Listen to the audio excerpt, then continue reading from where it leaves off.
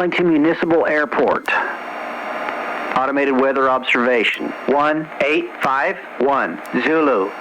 Wind 29er. 0 at 08. Visibility 10. Sky condition clear.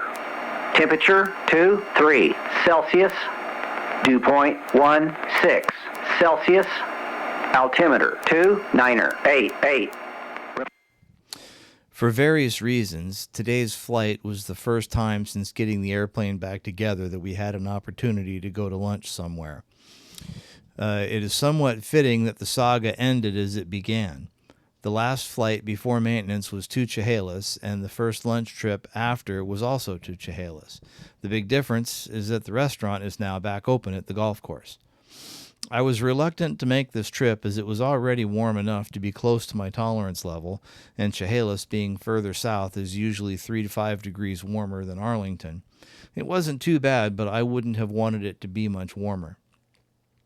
Our timing worked out perfectly this time, and Carl and I got to the run-up area at the same time. I was ready first, so I took off first, using 2.9 for a change. One of the nice things about this time of year is that we are just coming off of all the rain from the spring, but it's still mostly clear, and it's amazing how green everything is. That usually lasts until about mid to late July, and then many areas start to turn brown pretty quickly. I knew it was going to be a warm day, but I was surprised that the temperatures at altitude were as warm as they were. At 4,500 feet, it was 66 degrees, and at 5,500 feet, it only cooled to 63 degrees. One wrinkle for this trip is that this weekend is the annual Olympic Air Show at Olympia. That particular festivity just happens to come with a 5-mile TFR around the airport, going all the way up to 14,000 feet, making it impractical to go over the top. On Friday, the TFR isn't technically in effect until 4:45, and we were going by around noon. ForeFlight was showing it as red, meaning it was active, while it should have been yellow for upcoming. Rather than take the chance that something changed without notice, we just went around. It only adds a few minutes to the trip and takes us over some slightly different scenery. As we neared the airport, it was once again rather busy. There were a few people approaching and one guy in a Skylane doing touch and goes. Carl was far enough in front of me that it wasn't really an issue for him. As I was turning on the 45, the guy in the Skylane was just touching down. I hoped I would have enough space to get in front of him, which I did, but he turned crosswind a little earlier than I expected. I was moving faster and hoped it would work out. I tried to keep from going too wide, but he was still a little close behind me. As I was rolling out, I heard him call final. I didn't quite make the first turnoff, and the second one is about midfield. Apparently, the guy in the Skylane got a little nervous, and he announced that he was going around. I was close to the turnoff by this point, and told them that if he wanted to, he could continue, as I would be off the runway soon. He decided to proceed and made his touch and go. When I tuned it in, approaching the airport, the AWOS was calling the wind variable at 3 knots. As I was on final and got a good look at the windsock, it was definitely more than 3 knots and not overly variable.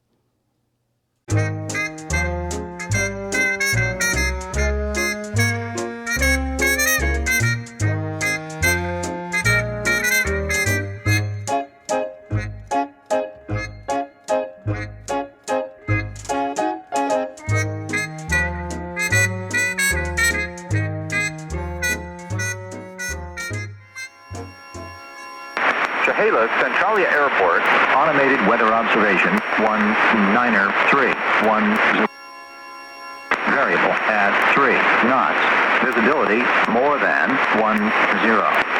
Sky condition clear below 12,000, temperature 26 Celsius, dew point 10 Celsius, altimeter.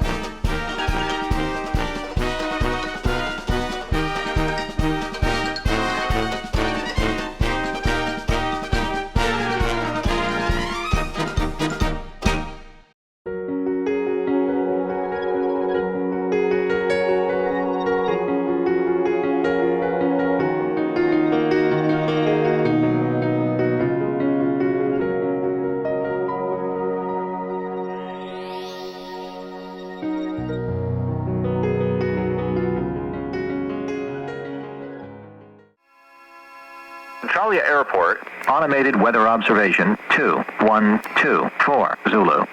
Wind 020 at 8 knots. Visibility more than 10. Sky condition clear below 12,000. Temperature 28 Celsius. Dew point 11 Celsius. Altimeter 2984 inches of mercury. Remarks density altitude 190. Fortified by the food, at prices that were more than slightly higher after the remodel, we were ready for the voyage home. Sounds like a good name for a movie sequel. It was quite toasty getting in the airplane, and I couldn't wait to get the fan going. We planned to go back at 8,500 feet to try to find some cooler air. It worked. It was about 55 degrees up there. Fortunately, it was smooth most of the way also. Approaching Arlington and checking the AWOS, I learned that the wind was varying a little between about 290 and 310 degrees at about 8 to 10 knots. That's really good for using 3-4. It gives a little bit of crosswind to practice on, but not so much as to be a problem. I was pleased to hear that everyone, including one or two people shooting touch-and-goes, were using 3-4. That is, until someone wanted to land on 2-9 from the 3-4 pattern. Then a few not yet in the pattern said they would use 2-9 also. But everyone else continued to use 3-4. As I approached, there was a bonanza over Savannah, and we would have been at about the same point on the approach with me about a mile to the south. I made a slight turn to the west and followed the bonanza. In front of him was a beaver making a full-stop landing. All I could think was that he was going to the gas pumps and he would be there for a while. The beaver then took off again, planning to stay in the pattern. There were about 5 of us in the pattern at the time. The bonanza was in front of the beaver, which I saw turn crosswind a little early, and I decided to stay out a little farther from the airport. Fortunately, he was flying a tight pattern, and I didn't have to go too far out. I had him in sight and said so on the radio, and he said that he was going to depart the pattern from the downwind. Was it something I said? I told him that I had him in sight. About this time, the bonanza was turning base, so I kept going a little and kept him in sight. He turned final, and as soon as we were abeam each other, I turned base. I turned final as he was nearing the runway. He said he was going to land long, but put it down just past the numbers and rolled all the way to Alpha 3. I was ready to go around if he didn't clear, so I called that I would be using the second turnoff and touched down at the first one. Fortunately, he cleared just in time for me to land as planned. He did that thing where he stops on the taxiway just clear of the runway, and I wondered if he would be in the way when it was time for me to turn off, but fortunately he started to move again just as I turned off the runway. He turned north on Alpha, and I thought, great, he's going to go get gas and will block the whole fuel island. Did I mention he's in a bonanza? Much to my surprise and relief, he continued north past the fuel stop. I pulled in and shut down and was pleased to notice when I got out of the airplane that there was a nice breeze blowing out of the northwest, and it didn't feel near as bad as it did at Chehalis. As I taxied back to the hangar and got near the old aviation hangars, I saw that bonanza parked out front. The hangar it was in front of has a T-34C turboprop painted in navy blue inside. In front of the other hangar was another T-34, I think the piston engine version, fuselage that they seemed to be doing something to. Don't know if it was a restoration project or just being reassembled for some reason. I'll have to keep an eye on it.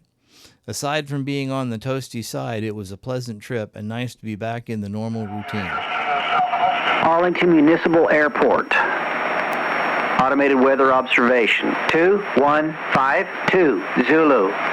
Wind 300 at 09er. Visibility